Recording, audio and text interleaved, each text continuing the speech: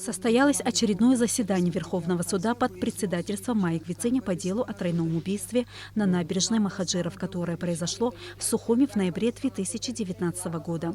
В убийстве криминальных авторитетов Астамура Шамба Алхаса Авицба и официантки ресторана Санремо Доминики Акертава, а также в покушении на убийство Рустама Шамба Шамиля Авицба обвиняются Эрик Чкадва, Беслан Бганба, Аслан Блабба и братья Дату и Тимура Халая. Всем им вменено совершение умышленного убийства общеопасным способом. Суд допросил 5 свидетелей данного преступления. На слушании суда присутствовала мать погибшей во время перестрелки Доминики Акертава. Судебное заседание началось с соглашения предварительных показаний свидетеля Мурата Узун Якубаглы. Так как свидетеля уже нет в живых, показания зачитал прокурор Даура Мичпа. По данным заключения экспертизы, причина смерти свидетеля – механическая асфиксия.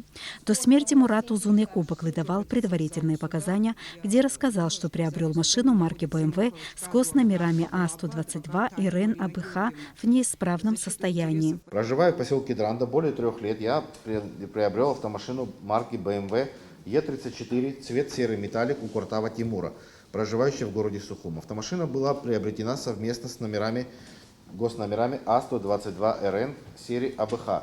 Однако машина была куплена в неисправном состоянии, о чем я знал, но был готов сам ее отремонтировать. Вскоре документы на машину были потеряны моим зятем Александром Коротичем.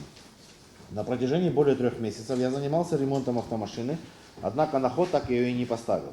После чего решил от машины избавиться и на прицепе отвез ее на авторазбор в село Пшак, где продал на запчасти в Мизану сквере. Получив денежную сумму в размере 25 тысяч, я уехал домой. Номерные знаки оставил себе, лежали они у меня дома в Драндах.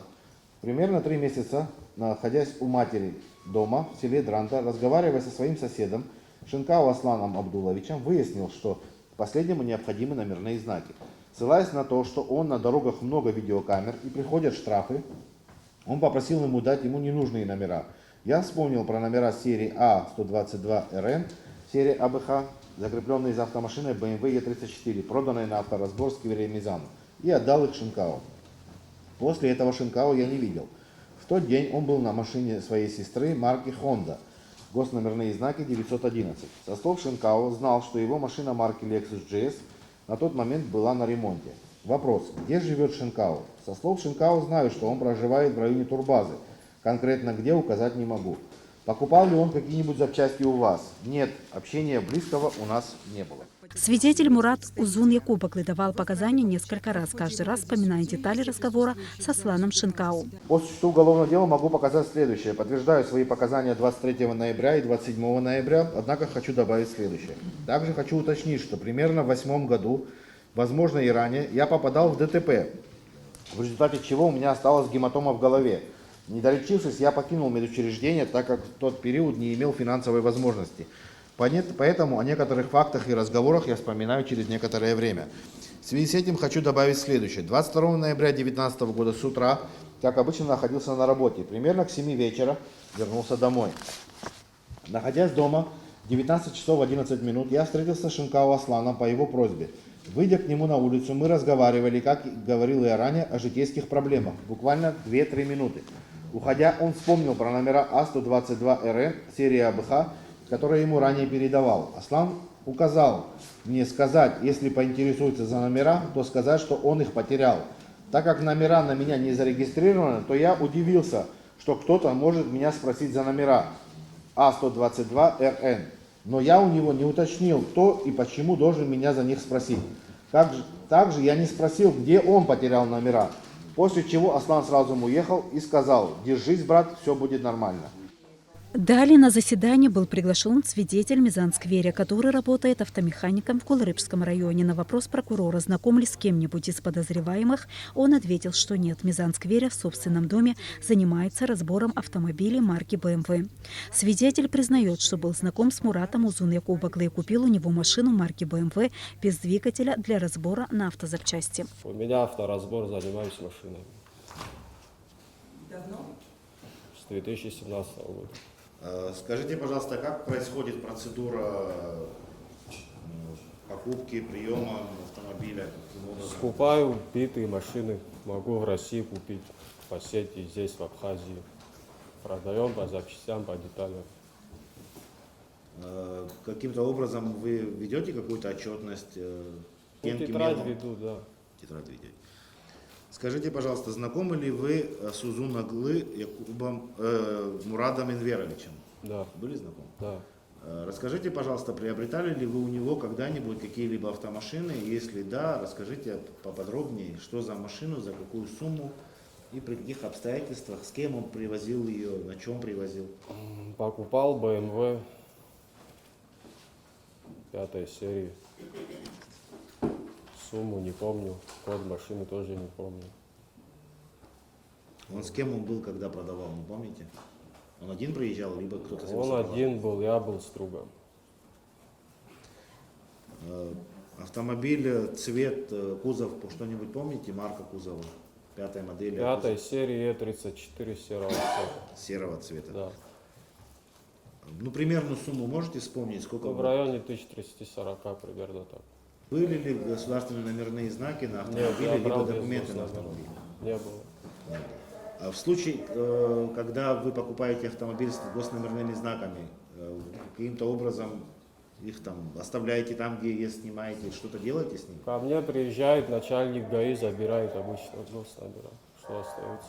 Бывает, беру без, может за пьянку лежать, ну, в отделе где-то в базе, они потом уже пробивают, сами списывают. Какова судьба этой автомашины? Вы ее восстановили, вы ее, что с ней сделали? Нет, конечно, мы ее недавно убрали уже на металл. Ну, на тот период, о каком периоде вообще идет речь, когда вы ее приобретали? В 18-м, по-моему, 17-18. А в связи с чем Мурат вам ее отдал? Он не говорил, раз не было машины от ЗТП, что с ней не так было? Ну, только за отсутствие двигателя разобрали? Ну, такие тонкости не знаю, где продал, я купил. Что-нибудь вам говорят цифры А122РН, серия АБХ, абхазские номера? Вы когда-нибудь такие номера Я своих слышал про них, меня задерживали. А так я брал без них.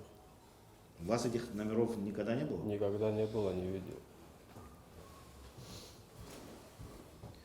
Александр Коротич, что-нибудь вам говорит это имя? Это его зять покойного.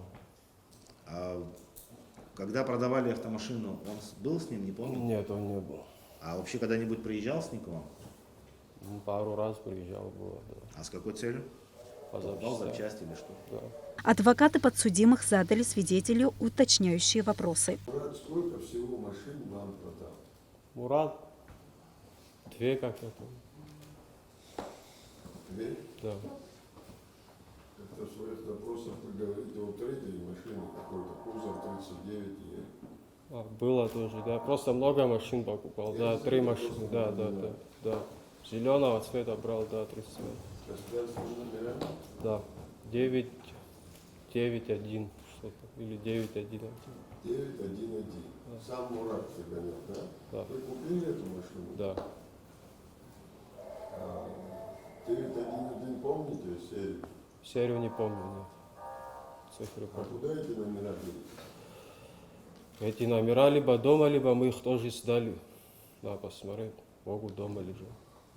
А если сдали, то сдавали голландзе сотруднику Понятно, но Озерского. вы сказали, что вы все номера сдали. Не, ну он не каждый день ко мне приезжает. В течение всей работы он приезжал раза 3. Когда последний раз занимались номерами к вам приехал? Последний раз не помню, когда он приезжал.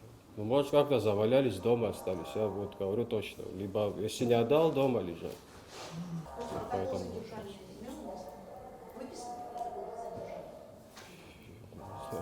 Сколько вы находились? Тросу. В здании СКБ или в ЕСКБ? Нет, в отделе на новом районе. Да, При этом вас допрашивали? допрашивал.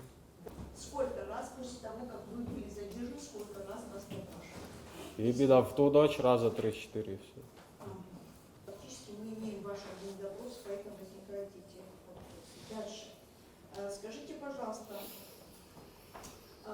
из своих показаний сейчас тоже вы сказали о том, что вы фиксировали тетрадь, да? То есть Да. У вас есть... Кого помню, да, пишу. А? Кого помню, пишу. А в данном случае вы помнили, и он записан в вашем месте? Да, он записан. Именно по 3 случаям? Да. Вы же сказали, 3 машины, да. обозначены и фамилию Да, указаны. да. Так, хорошо. Скажите, пожалуйста, как вы осуществляете передачу начальника ГАИ эти номера, которые каким-то образом у вас? Да. Он сам ко мне приезжал. То есть официально как бы передача, фиксация, сколько номеров, дата, это все не проводится актом или как-то? Как Нет, вы я просто осуществляете? стою, он говорит, списывает машины просто и все. То есть эти номера у вас забирают без каких-либо актов, да? Да. Ну, а как вы можете доказывать в последующем, что и именно эти номера были переданы начальнику ГАИ? Кстати, Именно можете какие? озвучить фамилию? Именно какие номера? Вообще? Как я нахожу, год связаться и ходить. В ходе заседания помимо автомеханика Скверя допросили еще 4 свидетелей. 2 из них – сотрудники МВД. Оперуполномоченный МВД Наур Джинджоли со своим коллегой Абзаком Туйба услышали стрельбу, будучи в машине, остановившейся у светофора на пересечении улиц Ардзенба и проспекта Леона. Они направились туда, откуда раздались выстрелы, то есть в сторону набережной. Машину оставили у Нацбанка. Джинджоли достал из машины табельный автомат и направился в сторону Сандрема. По словам очевидца, он понял, что произошла перестрелка, так как на месте он увидел гильзы, лужу крови, но тел убитых на тот момент уже не было. Он же и сообщил о произошедшем в дежурную часть. Свидетель ответил отрицательно на вопрос о том, встретились ли по пути к набережной автомобили на скорости.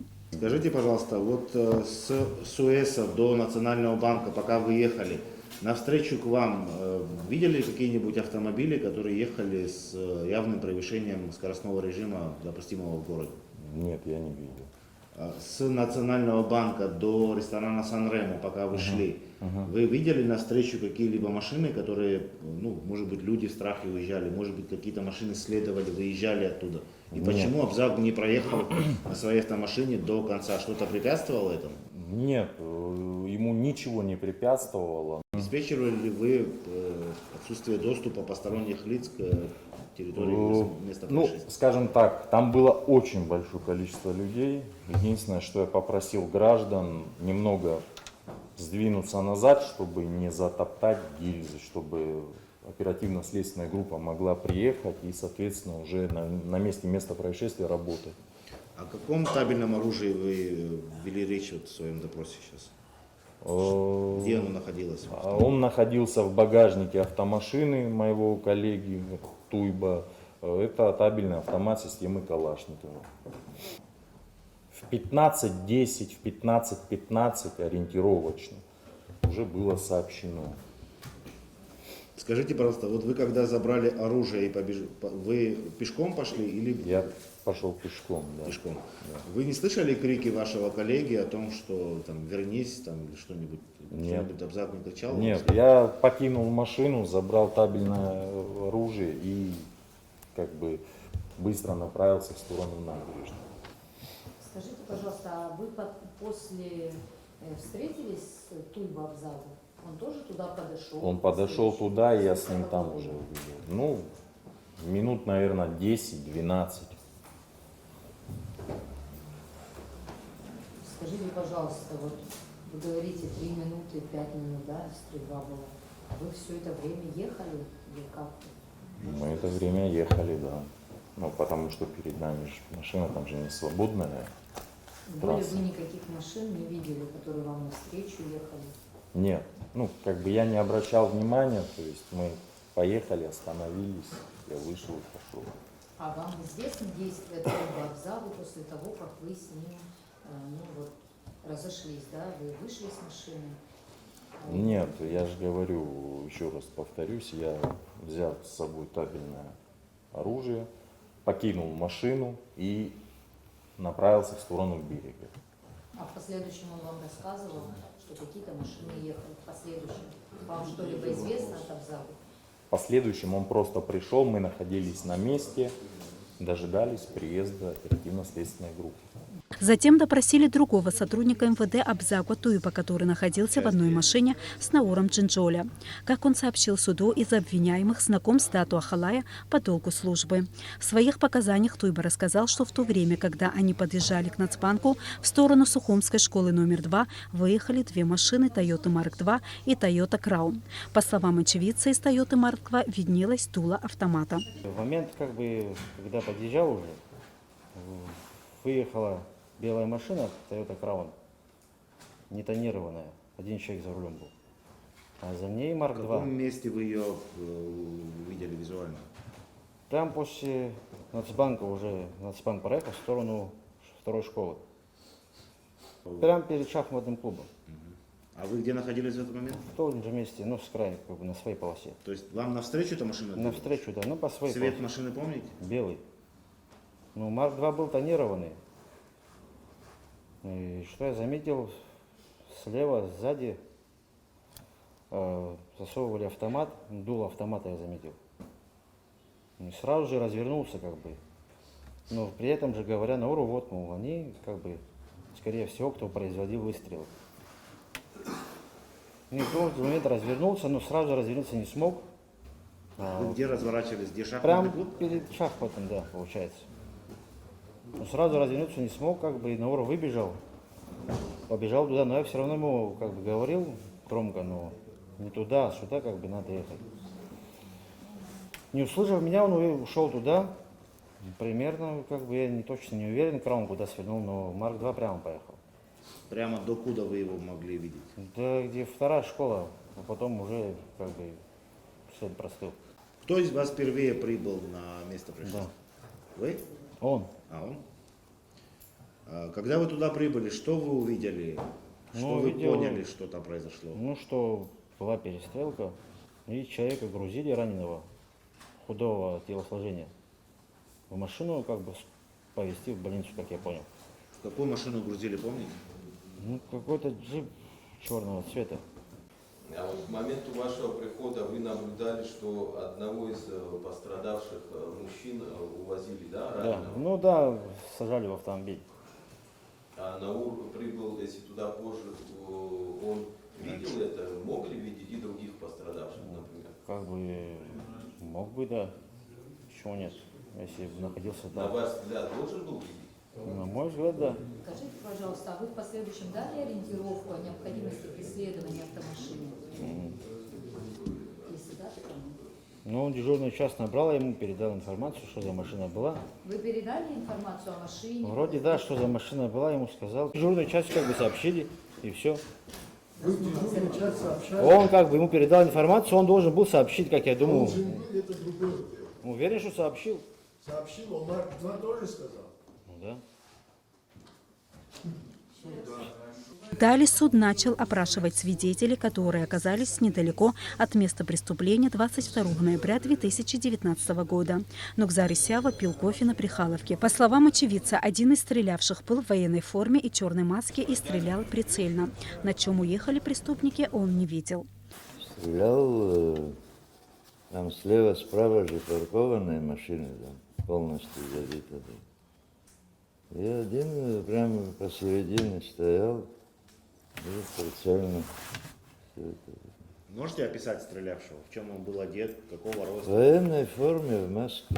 Там, лицо. Военная форма разная бывает. Какого цвета военная форма? Зеленый, Зеленого цвета. Маска какого цвета? маска черная. Черный. Ваш автомобиль где стоял? В каком из Там рядов? рядом как раз, где их убили.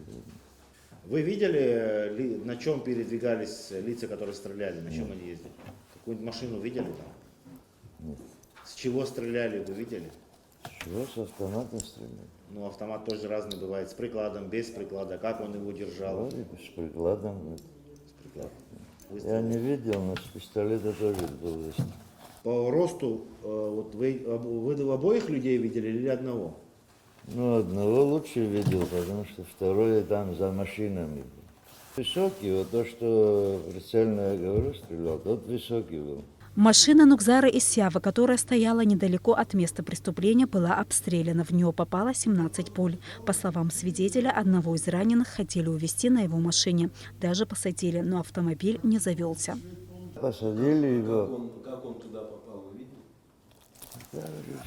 Все с этой суматохи, откуда я знаю, как привели, повезти в больницу хотели. А? Ваша машина была обстреляна, вы говорите? Да, Серьезно, да? конечно. Его зачем туда посадили? А кто в этот момент думал? И откуда? Он живой был, этот человек? Да, живой, в ногу раненый был. В ногу ранен? А потом, когда не завелась машина, потом его... А? Пересадили его потом? Да. Можете ли вы сказать хоть примерно, сколько времени эти двое лиц находились у вас на виду? Лично у вас на виду эти двое лиц находились? Я же говорю, это все быстро произошло. Но у меня на виду, не знаю, 2-3 минуты. У меня один вопрос есть, можно? Вы сказали, что прицельная стрельба была, вот между прицельной и куда они стреляли, какая дистанция была примерно? Расстояние? Ну, расстояние, да. Там, 5 метров, 10. Больше 5, метров 10, наверное. Между стрелком и куда стрелять? Да. Один вопрос. Вы сказали, что стрельба была еще с пистолета. А где вы слышали? Там или рядом, сверху, либо дальше? Это уже вот со стороны вот это, где Араджин, там где-то кто-то стрелял. Арджин? Ну, серебро где продают. С той стороны где-то выстрелил. Мне так показалось. Нет, это магазин серебра есть рядом. Вы это же имеете в виду? Оттуда была стрельба, да? Ну да, мне так показалось, что оттуда. Это сразу после стрельбы, вот кто стрелял прицельно, после этого стрельба была с пистолета или до? По времени? После. Сперва автоматные были. Да. Работал, после этого была стрельба с пистолета. Это получается с левой стороны. Слева, да, получается. Так?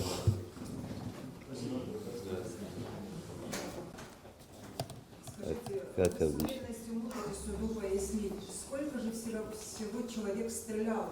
Вы говорите о двух стрелявшихся, может было и более, а если было бы более... Может и более было, но я не видел. Я двоих видел.